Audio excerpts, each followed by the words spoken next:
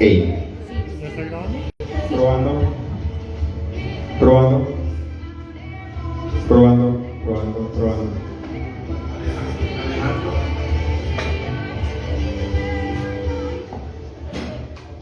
Probando, probando, 1, 2, 3.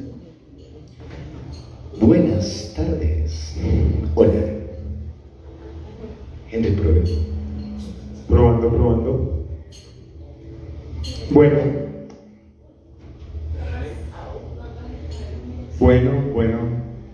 Bueno, muchísimas buenas tardes. Muchísimas gracias por asistir a este llamado, a este nacimiento, a esta presentación de este libro tan sui generis que se llama Show de Doloroso Entretenimiento, de nuestro querido Alejandro Cortés González. Tengo el gusto, el placer, el agrado de estar aquí presentando este libro junto a nuestro querido Henry Alexander Gómez. Y bueno, Alejandro es ya un escritor de la casa del Escarabajo, y de verdad pero muy contento de estar aquí, Alejandro, hoy en día contigo, sobre todo sabiendo no solamente tu calidad poética y tu calidad literaria, sino también el entusiasmo con el que afrontas la vida.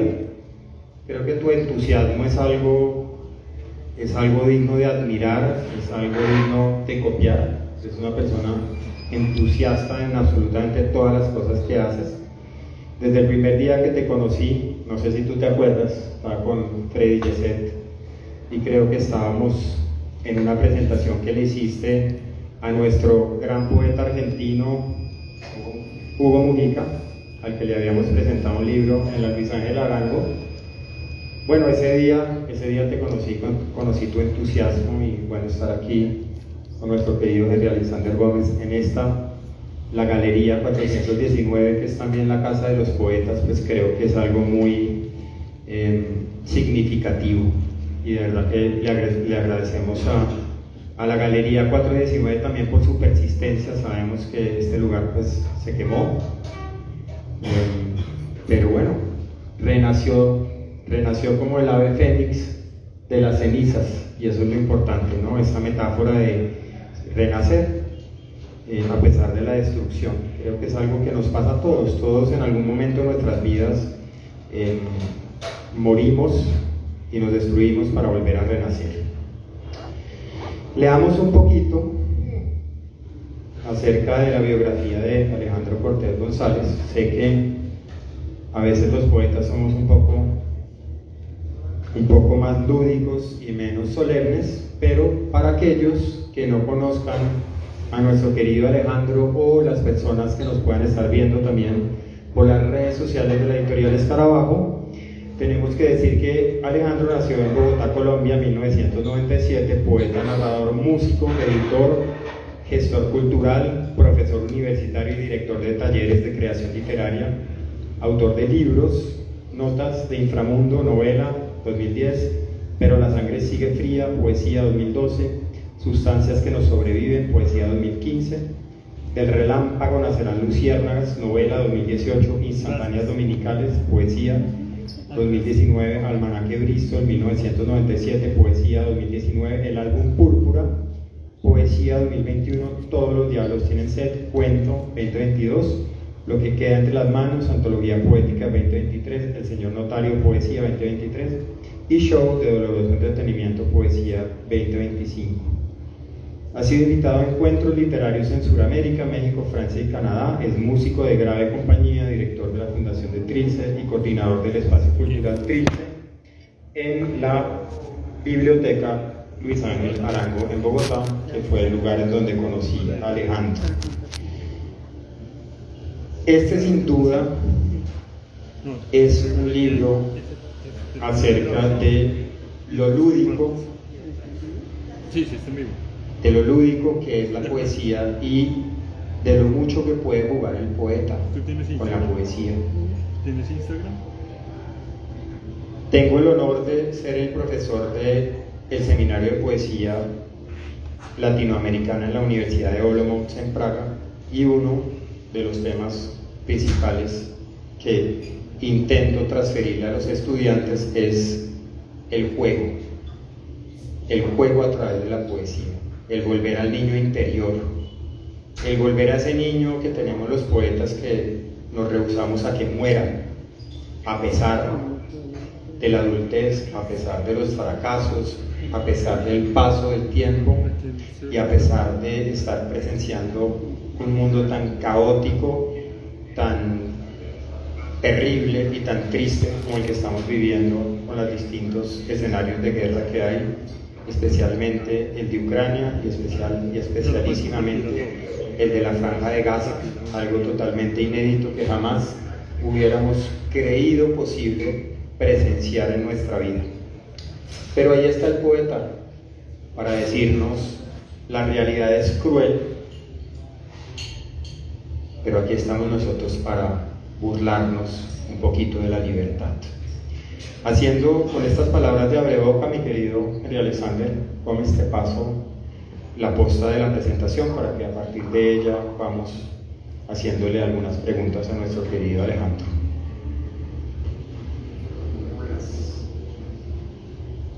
Buenas noches para todos. ¿Todos se escuchan? Buenas noches, gracias Jefferson. Nuevamente, pues muchas gracias a la Galería 419 por abrirnos esos espacios, por permitirnos estas fiestas literarias desde hace ya más de 10 años, ¿no? Y siempre es un gusto estar acá. Siempre es probando.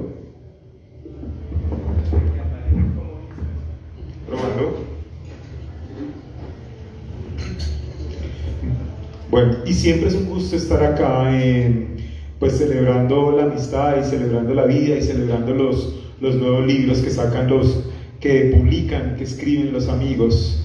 Apelando un poco también como la presentación de Eduardo, estaba recordando pues desde hace cuánto nos conocemos con Alejandro, y eso fue por allá en el año 2010, cuando Alejandro había acabado de ganar el Premio Nacional de Novela de la Universidad Central con la primera novela sobre metal que se escribe en Colombia, que se llama Notas de Inframundo, ¿no? Después por ahí se ganó también el Premio Nacional de Cuento de la Universidad Central con un cuento que se llama El Pintamonstruos de Mármol, que de alguna manera iba a dar pie para el primer libro de poemas de Alejandro Cortés, que se llama Pero la sangre sigue fría, ¿no? Un libro que Alejandro pues empieza le da apertura a tratar de traducir el mundo desde la poesía, desde hacerle esas preguntas al lenguaje, ¿no? Porque creo que toda la obra poética de Alejandro Cortés siempre ha sido una constante y sostenida pregunta sobre cómo escribir poesía, yo creo, ¿no? Desde allí, y después se va a sustentar con sus otros libros de poemas como Sustancias que no sobreviven, que acá hay unos bonus track de ese libro, que también fue Premio Nacional de Poesía de la Universidad Industrial de Santander, que se va a prolongar, pues se sigue prolongando con Almanaque Bristol, ese gran tratado anatómico sobre Bogotá, desde sus calles, desde sus imaginarios, que también hay un poema, probablemente el poema que más me gusta de ese libro está acá hoy acompañándonos en este nuevo libro.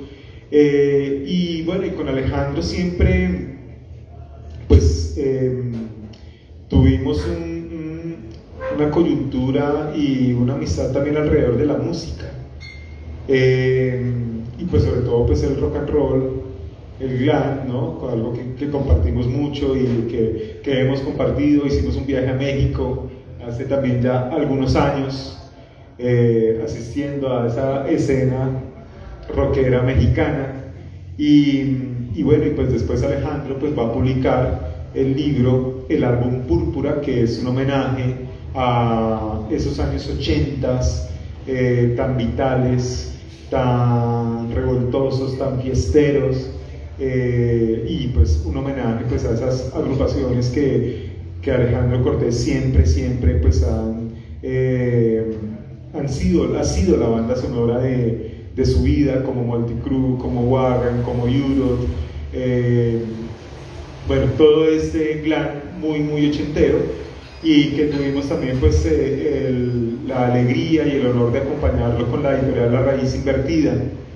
Hoy yo creo que tenemos como casi varias celebraciones, ¿no? Bueno, Alejandro después saca El Señor Notario, con el que da cuenta de la realidad y da cuenta de la poesía, que se gana el Premio Internacional de Poesía José Santos Chocano, un libro que se publica en Lima, y hace poquito pues recibe el Premio Internacional de Poesía Pilar López Labrador en España.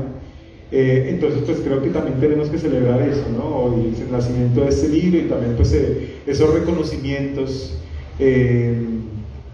que sencillamente llegan como parte de una vida dedicada pues honestamente al ejercicio de la escritura. Pues hoy tenemos show de doloroso entretenimiento, que ¿cómo fue la palabra que le colocó Eduardo? El libro Sui Generis. Es un libro distinto, es un libro arriesgado, y yo creo que acá tenemos finalmente eso que estaba hablando, ¿no? Una pregunta sostenida por el lenguaje sobre cómo escribir poesía, desde muchos ámbitos, ¿no? También es la pregunta por el lenguaje. Dice Mariana Negroni: se escribe poesía para hacerle preguntas al lenguaje, y al mismo tiempo pues lo que rodea, ¿no? El oficio de la escritura, el oficio de los poetas, los recitales, todo lo que es el campo literario, ¿no?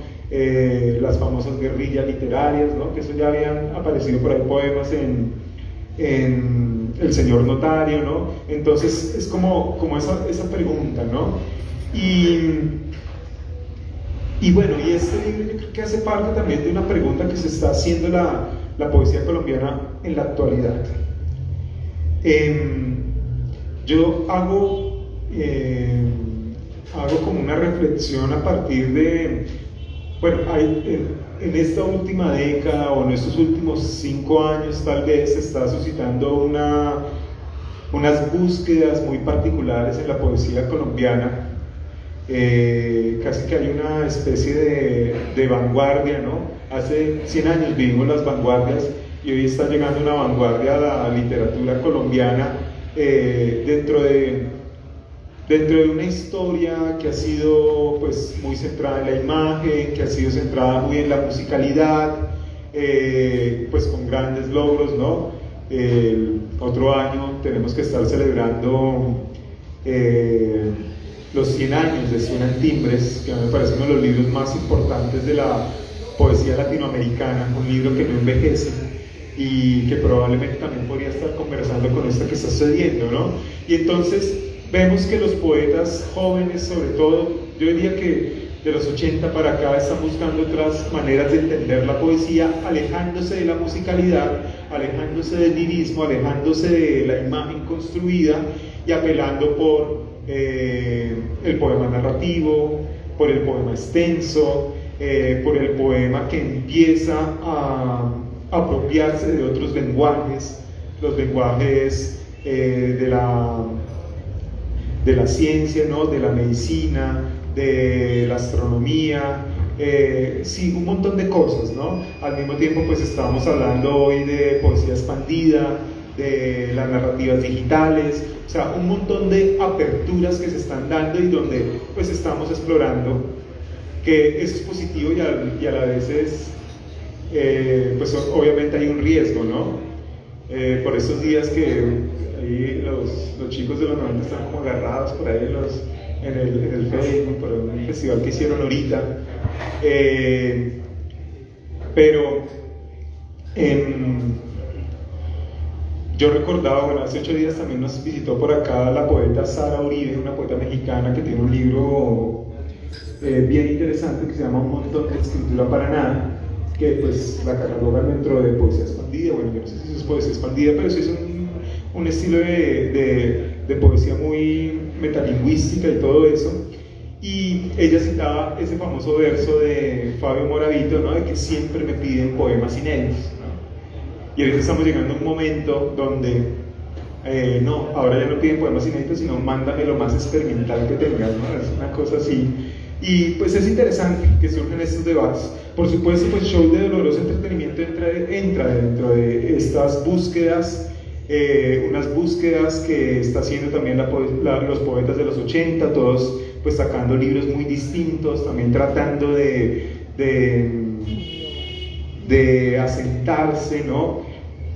Muchos de los poetas que son de la generación de los 80, de los 70, ¿no? Han publicado ya 4 o 5 libros, o sea, ya no es el momento de escribir como por tratar de conversar con la tradición, sino es cuál es mi aporte, cuál es mi posible aporte a esa tradición de la poesía colombiana, ¿no? O sea, ya después de publicar 4 o 5, pues también tiene que haber una pregunta por el lenguaje, ¿no? Y esto es acá lo que estamos viendo en Show de Doloroso Entretenimiento, un libro que juega desde la ironía, con un humor muy sutil, inclusive pues algo tan ajeno como es todo el mundo publicitario, ¿no? Entonces están allí como las propagandas todo el tiempo, eso que aparentemente no debe tocar la poesía, y entonces pues me gustan esos riesgos, casi que con todo lo que es pues lo que podríamos denominar de cierta forma esa línea de la poesía que conversa con todo el arte pop, con el arte kitsch, bueno,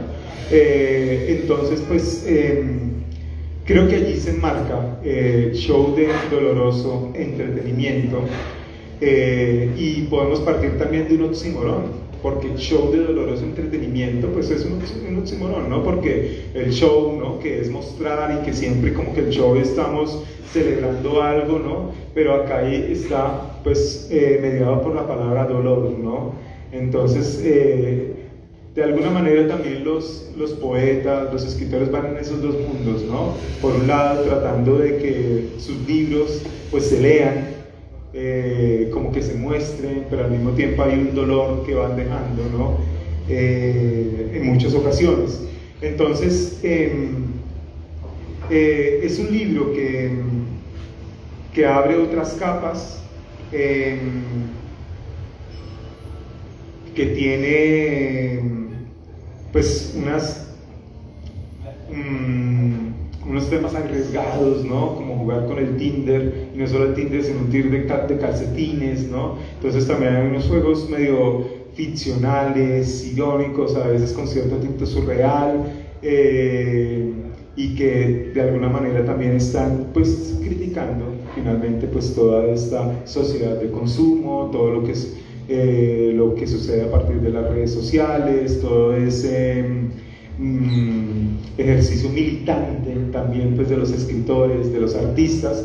Y bueno, pues yo creo que hacemos unas preguntas con Alejito, y pues la lectura de los poemas, que es lo más importante, como para que también ustedes tengan como ese contexto de lo que estamos hablando. Pero antes de hacerle preguntas a Alejandro, mi querido, toma el micrófono y exprésanos tu sensación de estar aquí. Buenas. No tengo palabras.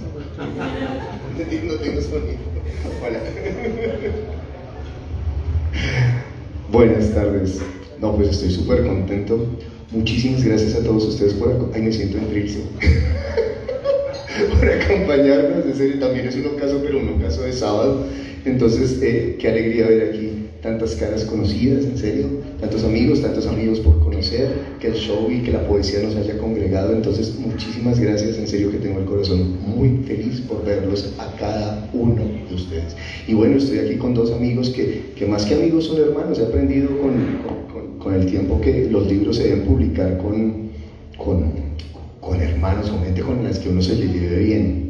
Es como tener un hijo. Cuando uno tiene un hijo con una editorial con la que no se la lleva bien, sale sin amor y esa cosa no funciona bien.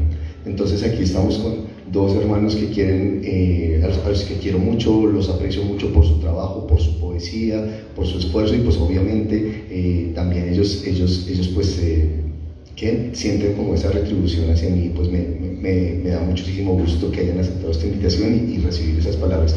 Algunas salvedades: yo no nací en el 97, me hubiera encantado, pero no, nací en el 77. Y todos se me están preguntando, ¿sí es del 90? No soy del 97. Y en cuanto a qué, en cuanto a pues, las palabras de Henry, me siento súper honrado por eso. Sí he notado que, bueno, respecto a eso, como dos cositas que quisiera notar. Uno, que a pesar de que la poesía colombiana tuviera como una escuela muy conservadora, y uno lo ve a lo largo de las antologías, a lo largo del tiempo, parece una poesía casi muy tradicional, ¿no?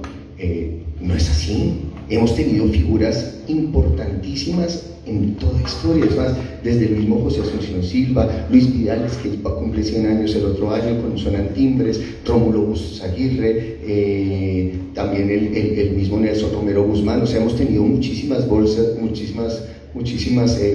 ahí que están haciendo cosas bien interesantes. Y pues, bueno, en este momento, pues, respecto a esas preguntas por el lenguaje, me parece muy bella esa reflexión de María Negroni. Yo la enlazo mucho, o con la que me siento más afín, es con la de Lautréamont. Él decía que para él escribir poesía era tirarle piedras al futuro. Y yo, eso es lo que trato de hacer. Tirarle piedras al futuro, no porque me responda, si me responde buenísimo, pero con el solo hecho de tirarle una piedra ya me siento feliz. Me gusta hacer la poesía que no parece poesía. La poesía que de pronto puede generar un avance hacia algo. No sé, quienes me conocen en música ven que la música que hago no parece música. Y la poesía pues trato también de que busque un nuevo camino, ¿no? De que empezar a deshiervar un camino por otro lado. Tal vez eso venga de mi tradición como creativo publicitario, de siempre buscar un camino que no se haya hecho, pero pues no me siento cómodo, como que me aburro un poco haciendo pues los caminos que ya están un poco recorridos. Eso sí, jamás aunque no trabaje el lirismo, la música sí es súper importante. Es decir, la musicalidad. Sí he notado y en muchos poetas de los 90 que esa música se rompe. O sea, la eufonía no les importa. Hay un montón de discursos con unas palabras raras y y un montón de textos, pero la eufonía no les importa ya. No hay esa educación de oído que nosotros tal vez sí tuvimos, porque nosotros empezamos con versos clásicos, empezamos con sonetos, empezamos contando sílabas, empezamos contando construcciones silábicas, haciendo alejandrinos, haciendo endecasílabos, y eso le da a uno un oído para la poesía tremendo. Así no se trabaja, pero como que generamos ese oído para la poesía, y podríamos después generar un nuevo poema que tenga su propio sonido. Pero entonces sí es importantísimo para mí que tenga una eufonía, ¿no? Que genere un nuevo registro sonoro, pero nunca abandonar la musicalidad de las palabras, que eso a veces, eso sí lo he visto bastante, ¿no? Como cosas súper cortantes, y que uno dice, aquí no hay ninguna concordancia entre una cosa y la otra. Entonces, pues, les agradezco por haber venido acá y por estar presentes en este lanzamiento de este niño, ¿no? Que hoy abre abre los ojos ante ustedes, el show de Doloroso Entretenimiento. Una primera aclaración, y es que las palabras de la solapa, si la fecha está correcta, 1977, un poquito más una dislexia mía, pero bueno, retomando un poquito las palabras de Henry Alexander con relación a la vanguardia o al riesgo que se corre con una poesía pues muy jugada. En la editorial Escarabajo, sí, entre más arriesgado sea el texto que nos llegue, más interesante nos parece. Porque justamente pues ese es el juego, ¿no? Volviendo a lo lúdico, la primera pregunta que te voy a hacer, Alejandro, es volviendo a lo lúdico, y es el juego, es el intentar jugar a hacer algo diverso, a hacer algo nuevo, a hacer algo que no se parezca a lo que ya hemos visto. Y bueno, esa es la vanguardia en todas las artes, ese es el juego en todas las artes, en la pintura, en la escultura, incluso en el cine, cómo nos salimos de un formato que ya conocemos y entramos a otro. Entonces, las artes, y yo creo que eso es lo más importante y lo que nos tiene aquí convocados, es que es el territorio de la libertad. Uno puede hacer lo que uno quiera con la página en blanco. Voy a leer las palabras que escribí de contratapa, que tocan precisamente este tema, entre otras cosas porque tuve en el proyecto En Busca de Poetas que realicé durante 7 años por el Cono Sur, pues el gran honor de conocer a Eric Polhammer, que era un poeta chileno, que vivía en Santiago, era presentador de televisión, pero era un gran poeta y un filósofo. Él te iba hablando y cada 3 palabras decía una grosería, chuta la hueva o etcétera, pero era increíble porque te hablaba con una filosofía profunda, con un lenguaje muy grosero, pero de alta filosofía. Y él se presentaba como el poeta de la felicidad, y él jugaba con eso, en el sentido de que ¿por qué tenemos que llevar la poesía siempre a lo lúgubre, a lo lóbrego, a lo oscuro, a lo triste? Y ese es el juego aquí que hay en este libro, es cómo con temas tremendamente tristes jugamos con ellos como si fueran felices, y ahí está el juego tan interesante que plantea este libro. Como lo hacía el recién fallecido poeta chileno Eric Polhammer, el poeta alegre o el poeta de la felicidad o el poeta celebracionista, Alejandro Cortés González se apropia en Show de doloroso entretenimiento de un tono de presentador de televisión o de presentador de show de sábado en la noche, en un juego con la poesía que nos recuerda a aquel niño interior que siempre debemos resguardar como poetas, pues el poeta habita el territorio de lo lúdico, y nos recuerda, con un sarcasmo exaltado y una tremenda ironía, aquello que solo algunos pueden ver: la forma en que los medios de comunicación, las ideologías y los poderes hegemónicos subvierten la realidad para que la gran generalidad de las personas sigan corriendo felices en la rueda para roedores. Sin duda un libro distinto en la poesía colombiana, un libro iluminado para esos tiempos de explosión en redes sociales, posturas ideológicas y mentiras. Alejandro Cortés González, ¿de dónde te surgió la idea de escribir este libro?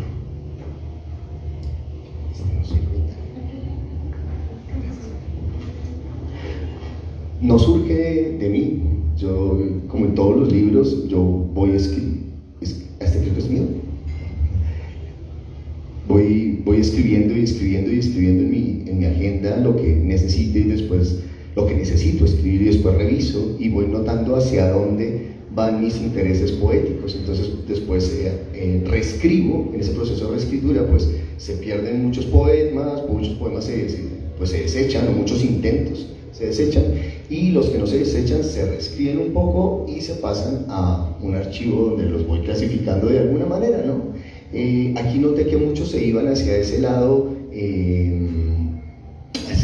un poco publicitario, un poco con humor, un poco con esa ironía hacia el consumismo, y yo lo que hice fue como juntar a todos estos hermanitos y meterlos en una sola sombrilla.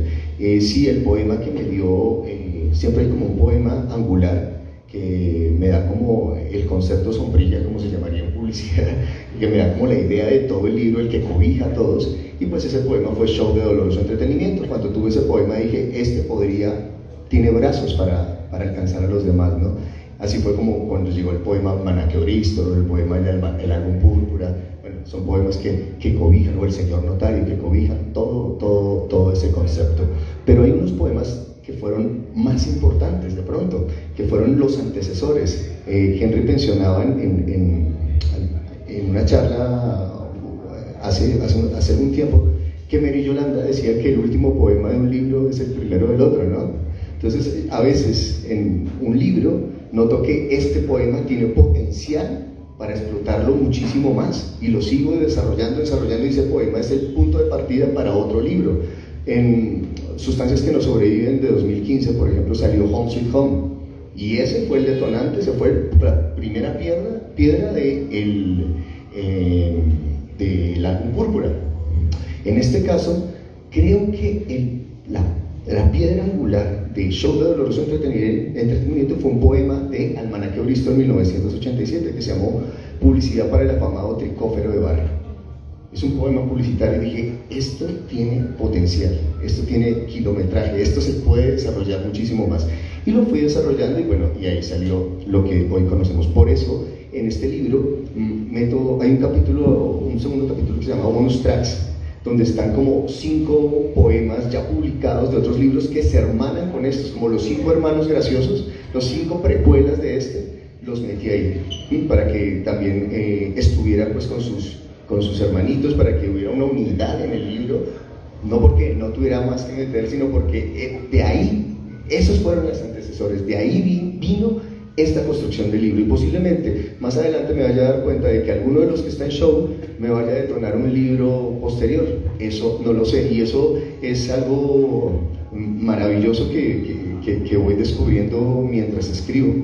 Por eso yo veo la escritura como un ejercicio de libertad. Veo que pues muchas personas escriben para ser escritores, escriben para ser poetas, y pues está bien porque pues tienen esa necesidad de escribir. Yo no escribo para eso, yo escribo para sentirme libre. Esa fue la primera sensación que me motivó a escribir cuando tenía 8 años y quería escaparme de la música tropical que había en el primer piso de mi casa. Yo no quería ser escritor, yo quería escapar, quería sentirme libre, quería sentirme autónomo. Y con esas sensaciones que escribo, ya después miro si esto pertenece a un género, pertenece al otro, si agarro de esta gaveta, si agarro de la otra, no sé. Y también otra cosa que creo que influyó para este libro, fue que pues yo trabajé 12 años como creativo publicitario y hace 9 años que ya lo dejé. Aquí está Emerson, quien fue mi dupla en Sancho Publicidad. Él ahora es director creativo, a mí nunca me ascendieron, pero bueno. Me dijeron, no, usted es poeta, y yo no entendía, me daba rabia, pero bueno, entendí. Como que si era poeta no necesitaba aumento, no sé. Entonces quedaron como mucho de ese tono publicitario. Dije, bueno, ahora que no tengo un cliente encima, ¿cómo lo puedo hacer más libre? Y esto no es simplemente como un ejercicio de hacer algo que no se haya hecho, no es solo eso. Yo creo que ante todo es buscarle una nueva cara a las mismas preocupaciones de siempre, son los mismos temas de siempre. Ahora que hablamos, por ejemplo, del poema Tinder, calcetines o tricófero de Barry, realmente el tema no es el tricófero de Barry, ni es Tinder, ni son los calcetines. Esta soledad en el amor, que de eso se ha escrito mucho, pero ¿cómo voy a tratar el tema de la soledad en el amor sin incurrir en un lugar común? Ahí viene la publicidad, ahí viene ese tono. O sea, lo que yo busco es tonos distintos para hablar los temas de siempre, los temas que tienen una profundidad empática en cada uno de nosotros, pero con un tono con el que no lo hemos hecho. Y de pronto a veces nos reímos, pero sabemos que nos estamos riendo un poco también de nosotros. Entonces, no sé si les parece que leemos algunos poemas. No, precisamente hablando de eso, yo ahorita mencioné la palabra surrealismo, pero más que surrealismo, yo creo que es un juego con el absurdo también lo que está haciendo acá Alejandro, ¿no? Cómo rompemos con el sentido común para crear pues otras preguntas y otras discontinuidades, ¿no? Entonces, por ejemplo, bueno, yo hoy me traje una camiseta que es del oso de anteojos, porque acá hay un poema que es conversación y que critica, ¿no?, todo esto, pero en este caso el ser que está en vía de extensión son los ositos de peluche, ¿no? Entonces, claro, ahí jugamos con ese rompimiento del sentido común para crear otra realidad, ¿no? El otro día citábamos a la poeta Ana Blandiana, donde dice que pues al recibir el discurso de Princesa de Asturias, ella dice es que el poeta no traduce la realidad, lo que hace el poeta es crear otra realidad para que pueda habitar allí el poeta y para que podamos habitar nosotros como lectores, ¿no? Y eso es de alguna forma lo que hace acá Alejandro, crea otras realidades que rompen con nuestra lógica, pero que crean otro tipo de lógica perfecta donde pueden habitar pues todas estas premisas. Entonces, no sé si Alejandro también, pues, bueno, claro, obviamente está todo el juego de la publicidad. Decía el poeta argentino Luis Benítez, André Breton debe estar revolcándose en su tumba porque todas las premisas del surrealismo las utilizan ahora los publicistas, ¿no? Y claro, pero no sé si también está, si Alejandro pensó en eso, ¿no? Claro, romper con los lugares comunes, pero realmente hay un juego con el absurdo allí. Bueno, la intención fue en ese estado de libertad percibir cómo el texto está vivo y me habla. O sea, a mí no me interesa dominar un texto.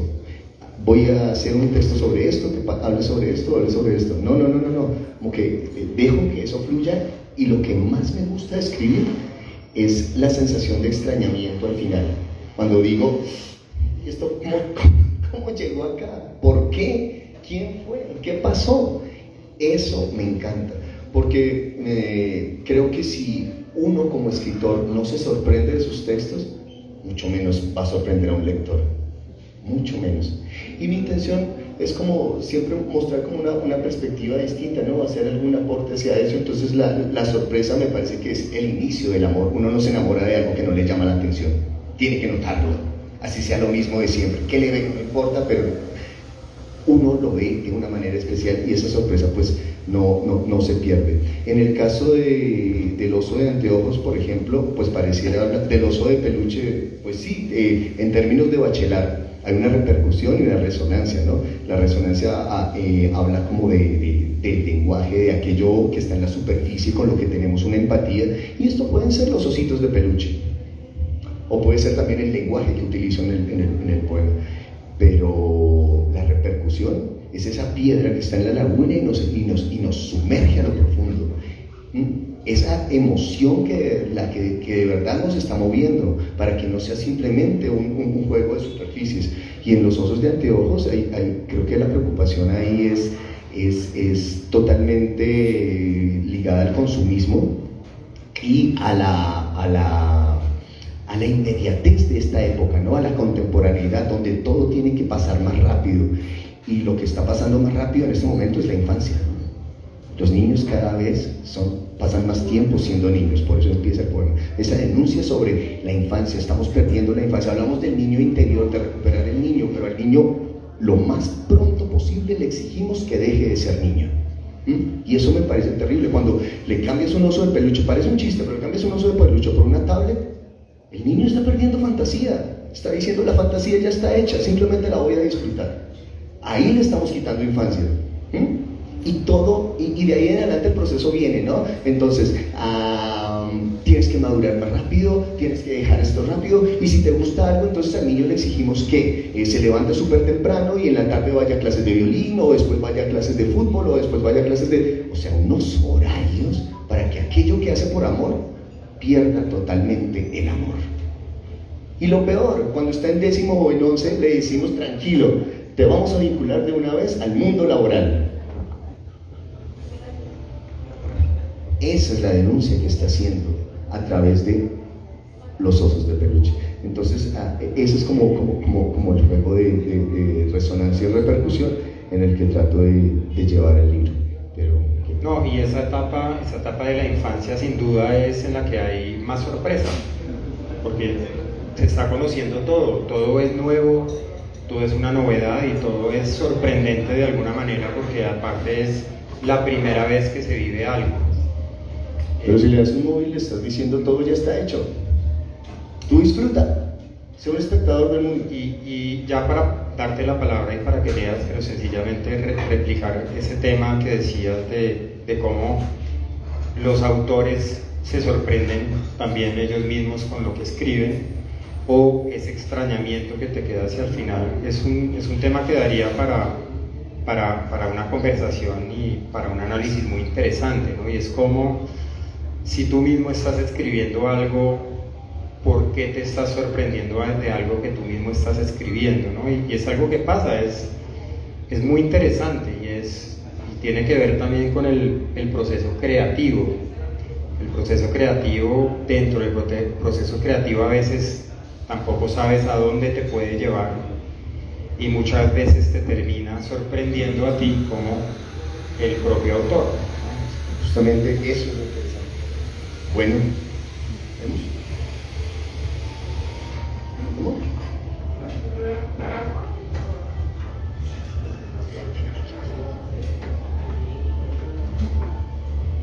Voy a leer un poema que Henry no quería que lea. No, mentiras, como no. De nuevo, muchísimas gracias a todos ustedes. Qué alegría verlos ahora en la noche. Hablando de verlos, ¿me puedes prestar mis gafas? Ya no lo veo. Yo les dije, es doloroso.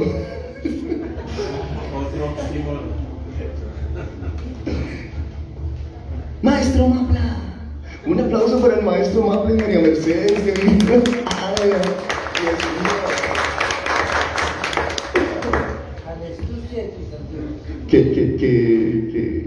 Que uno de los grandes poetas de la poesía colombiana de la generación sin nombre venga un sábado acá a ver el show de Doloroso Entretenimiento, a mí me llena de alegría el corazón. Maestro, muchísimas gracias. Maestro, Todo lo que he aprendido de Jaime, Dios mío, yo quiero. no está acá. No me triste. Me gustaría decir una cosa que no sé dónde.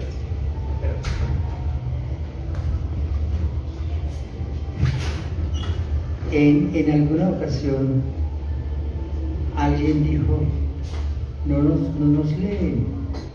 Y lo que yo pensé en ese momento es que lo que más influye a un poeta es la lectura de sus coetáneos, la lectura de la gente de la misma edad, no de sus contemporáneos, contemporáneos sirven, y seguir siendo coetáneo, rejuveneciéndose. Ahí está la influencia, en los que están respirando al lado de uno. Que se lo dije a mi hijo, un día estaba mirando el periódico, dijo, no me interesa, le dije, no es que te interese, pero quien lo hizo está respirando el mismo aire que tú. Maestro. Muchas gracias. Ay, qué lindo. También aquí está mi mamá, está mi hermano, está Linda, está la Luis Ángel Arango, está Lucy, está yo.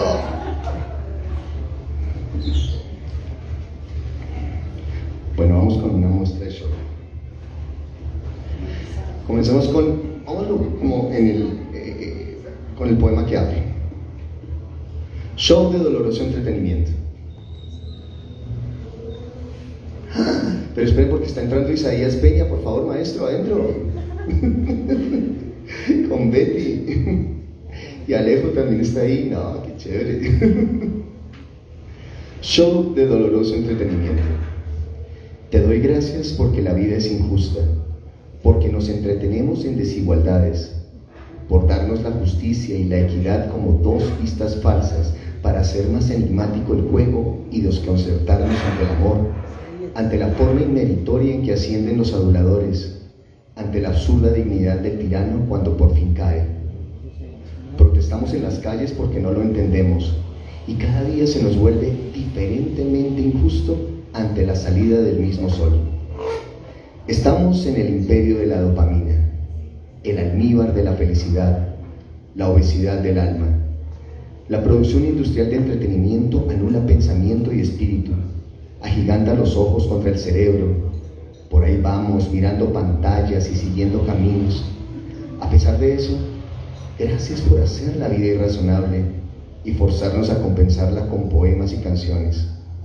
El arte está para compensar lo injusto y equilibrar lo perdido. La injusticia es lógica en un mundo donde el hombre es Dios.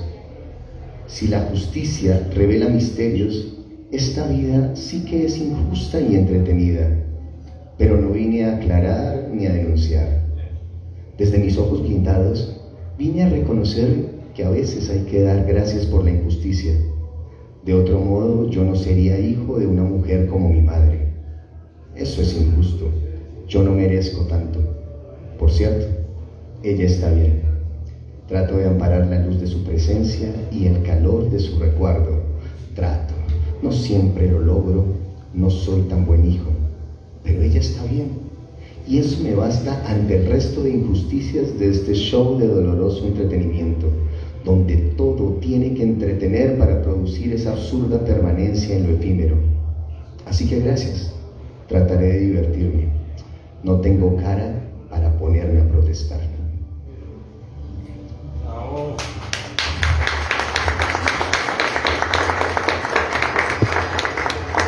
Poema por el que un amigo me va a dejar de hablar.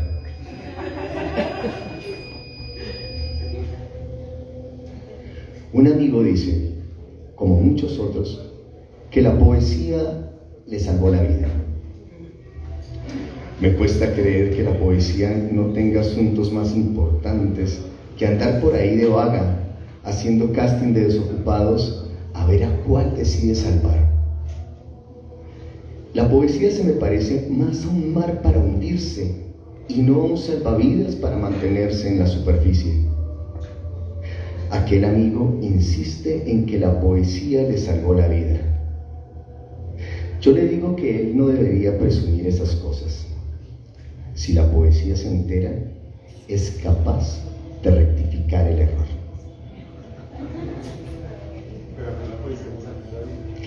No me vaya a dejar de hablar.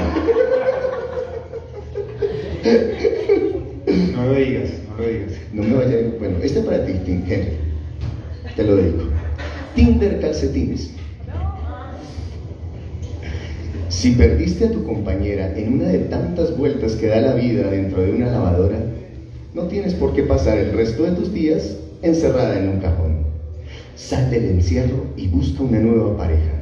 Ahora llegó Tinder Calcetines, una plataforma para que las medias que perdieron a su compañera vuelvan a estar completas.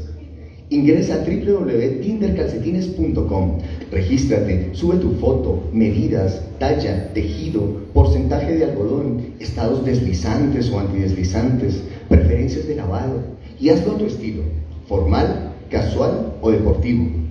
Aquella media solitaria que se sienta afín con tus características podrá hacer match contigo y dos soledades terminarán. Entonces volverán a saltar en castillos inflables, volverás a pisar tableros de Twister, volverás a estar en las jornadas eróticas de cientos de personas que no se quitan las medias para hacer el amor. Y lo mejor, volverás a formar una bolita con tu pareja en el fondo de un cajón. Regístrate ya en www.tindercalcetines.com, espera a que te llamen o busca entre las medias inscritas a la afortunada que vas a llamar. Encuentra tu media naranja. ¿Qué estoy diciendo? Encuentra tu media y no te resignes a que una mamá te convierta en títere o un papá te use para lustrar sus dos zapatos, porque aunque eres una media, tú mereces estar completa. Nota legal. Las dos medias no tienen que ser idénticas, pero sí afines. Hay personas con espíritu libre que prefieren caminar con medias desiguales. También hay personas con espíritu de medias que se sienten incompletas para caminar sin pareja. Aclaramos que Tinder Calcetines es una plataforma solo para medias.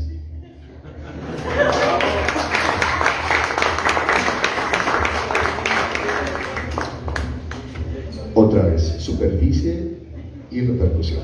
¿Ya conoces lo nuevo de Monopoly? Así se llama.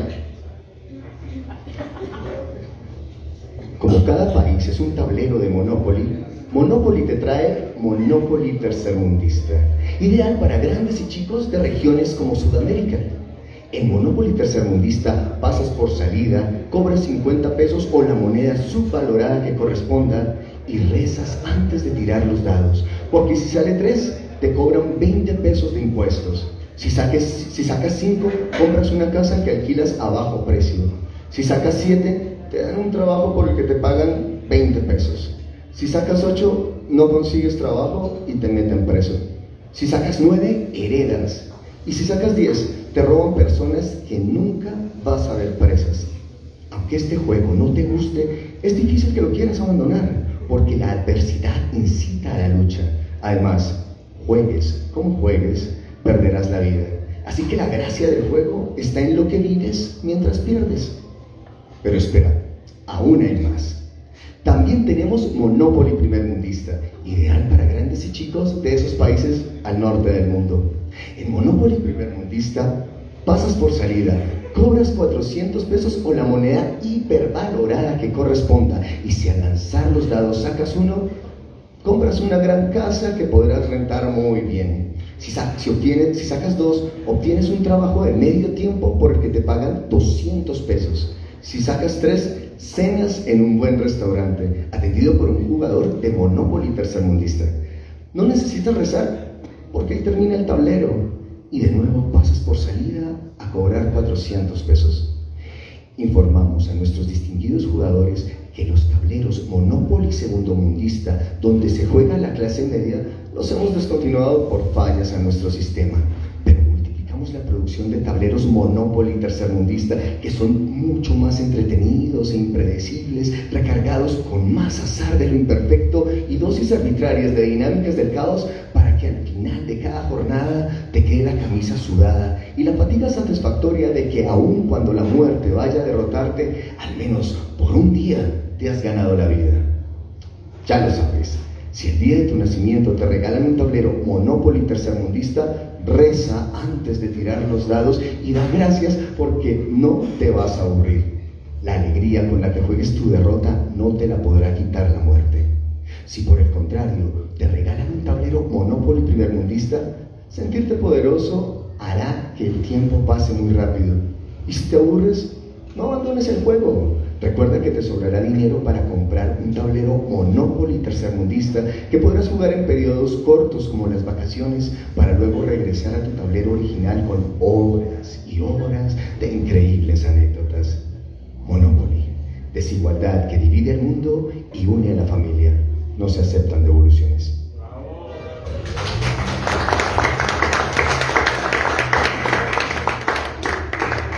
Gracias. Ahora, bueno, hay que hablar de los ositos, ¿no? Porque Henry se trajo la camisa del oso de anteojos. Los osos de peluche están en vía de extinción, se llama este poema. Bueno, y agradezco también a Eduardo por haber confiado en este libro. No es fácil que una editorial se atreva a sacar esto, entonces muchísimas gracias. Y gracias, Henry, por apoyarme con esta presentación tan bonita. A uno se le puede ir la vida sin hacer un montón de cosas, pero jamás sin dar gracias. Las camas de los niños tienen cojines, controles, tablets. Cada vez es más difícil encontrar allí un oso. Este es un llamado urgente. Como los niños duran menos tiempo siendo niños, los osos de peluche están en vía de extinción. Ahora que usan internet desde los 2 años y que los videojuegos relegaron a los parques, la infancia pasa más rápido porque lo virtual es más veloz. Cada vez son menos los que hablan, abrazan y duermen con osos de peluche.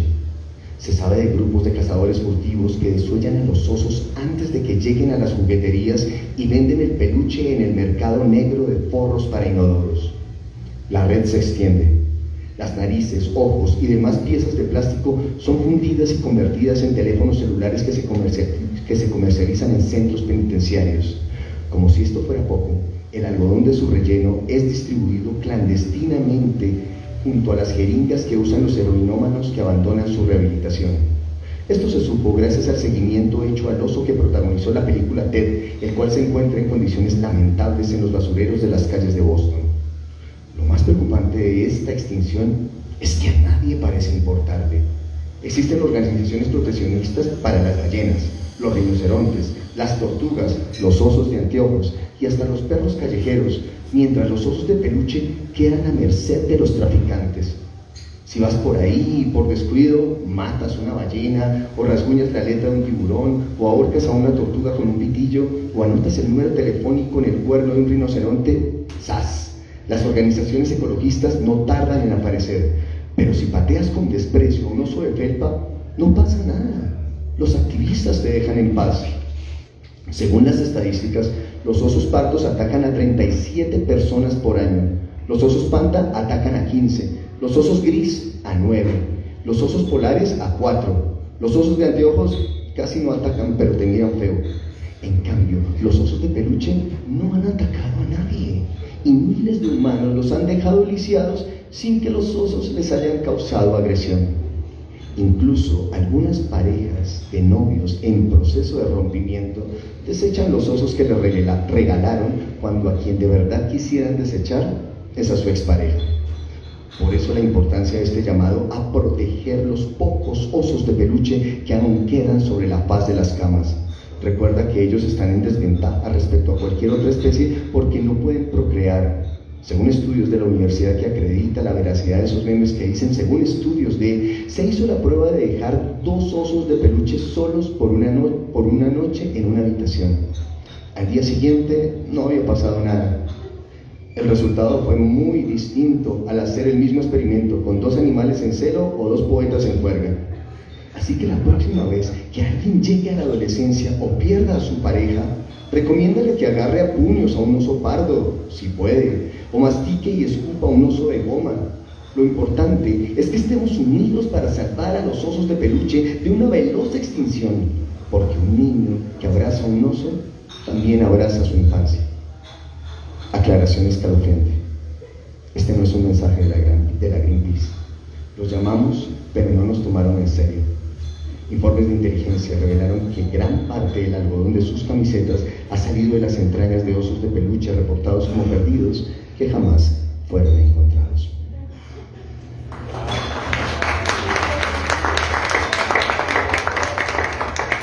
¿Alcanzamos a 2 más? ¿Sí? Sigamos con ositos y con publicidad. Este es un producto que me inventé. Se llama Emputositos. ¿Estás enojado o enojada con alguien que no quieres estar enojado, pero sí quieres que sepa de tu enfado? Eso que los psicólogos de internet llaman la rabia tierna. Si se comieron la cereza de tu postre, si prometieron llamarte y no lo hicieron, si te dijeron que iban por cigarrillos y jamás volvieron, ya no tienes que recurrir a los insultos ni a los muñecos de vudú. Envía un emputosito, el oso de peluche con cara de emputado, que al apretarle la panza dice todo por ti. Viene con los siguientes mensajes grabados en voces infantiles. Te quiero, volver añicos. Te estoy pensando, matar. Nunca cambies y morirás. Quiero tu corazón fuera de tu cuerpo. Sueño contigo 3 metros bajo tierra y 20 mensajes más de candidez sicarial. Disponible en colores café, rojo, morado y negro de la ira, para que expreses la misma emoción de darle a alguien una patada en la cara sin incurrir en lesiones personales. Dile adiós a la cobarde moda de enviar matones. No gastes más dinero en muñecos de vudú que no te garantizan el trabajo. Envía un emputosito experto en hacer del bullying una cruel ternura, como si Cupido cambiara las flechas por un cuchillo y empezara a apuñalar al amor. Como si la pandilla de ositos cariñositos saliera de la alucinación de Homero Simpson, como si las flores del mal se regalaran en San Valentín y San Valentín estuviera tatuado en las nalgas del diablo y el diablo fuera una muchacha virgen en los sueños de Baudelaire. Emputositos. No incluyen batería, no se cargan con tu ira, pero sí la transmiten, porque están hechos de felpa altamente alergénica. Cómpralo ya y regálalo. Te daría mucha rabia si antes te lo regalan a ti.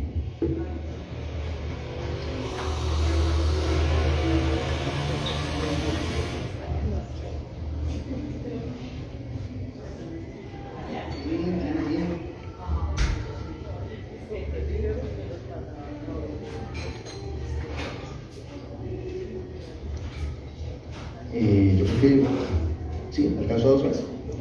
2 más y nos vamos. Listo. Zapatos informales para dama. Cuando un hombre mira los zapatos informales que le quiere comprar a su mujer, abre la lona o gamuza, tantea el peso, dobla la suela de goma y los sostiene como en un pequeño pedestal. Imagina los pies de su mujer en ellos. La ve caminar por la casa, tal vez un domingo al abrir las ventanas. Recuerda el tacto de ese pie bajo las sábanas, la tibieza donde duermen las preocupaciones, ese toque suave sobre la pantorrilla que parece decir, no pasa nada, duérmete ya. Un pie como talismán contra los malos augurios. Cuando un hombre mira los zapatos informales que le quiere comprar a su mujer, Busca un refugio para su refugio, un beso para la espada que lo protege en esos días que él no quiere dar ni un paso. Y compra los que tengan una suavidad cercana a la que le transmite ese pie. Entonces dice su talla, paga el valor y regresa contento a casa, aún sabiendo que cabe la inmensa posibilidad de que a ella ese color no le vaya a gustar.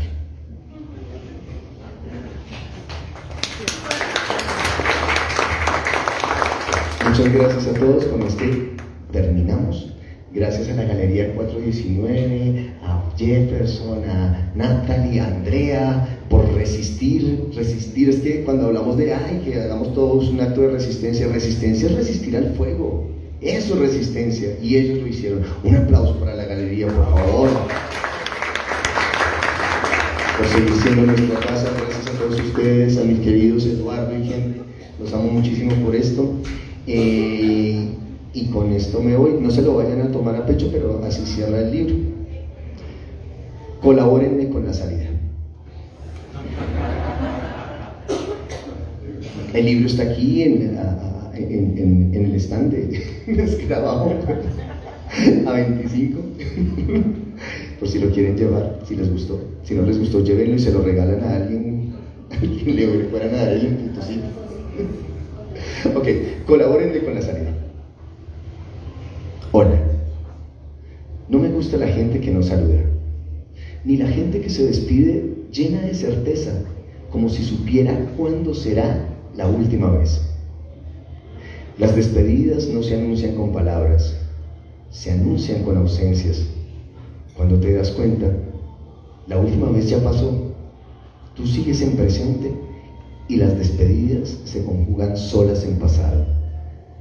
Despedirse con certeza incluye el no regreso. Es posible que después de estos textos algún lector no quiera volver por acá. Sin embargo, un adiós contiene vacilaciones que nos mueven la mano de un lado a otro. Prefiero entonces una mirada ausente, de esas que se quedan pensando si aquí hubo o no poesía. Una risa burlona, como la que daría Luis Vidales a quien afirme que lo poético se pierde con el humor. O un apretón de manos que se trague las palabras porque un poema satírico nos ha dejado expuestos. O un megáfono terciado muy cerca del pecho que pida cortésmente, por favor, colabórenme con la salida. Gracias.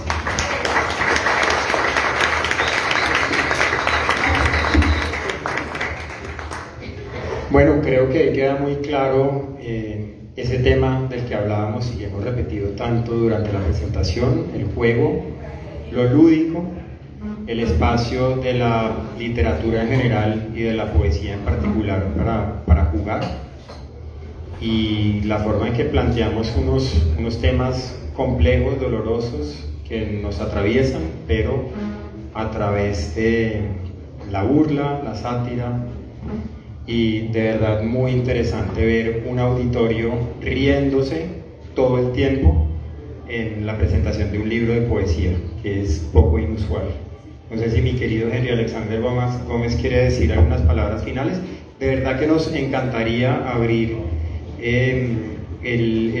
la conversación al público, pero creemos que las presentaciones muy largas aburren y cansan, de forma que mi querido Henry Alexander, si quieres, termina la presentación con tus palabras.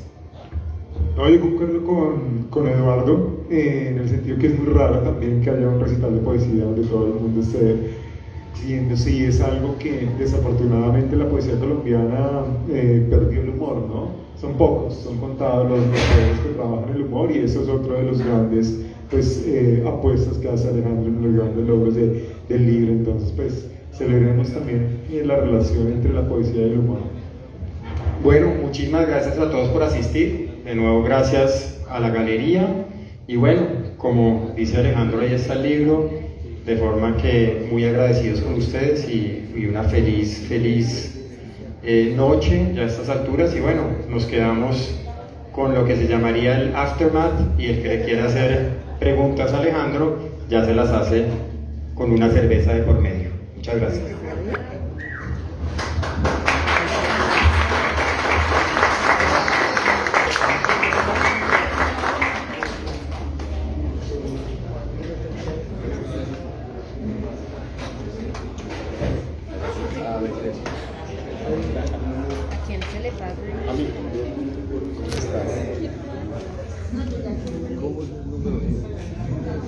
¿no?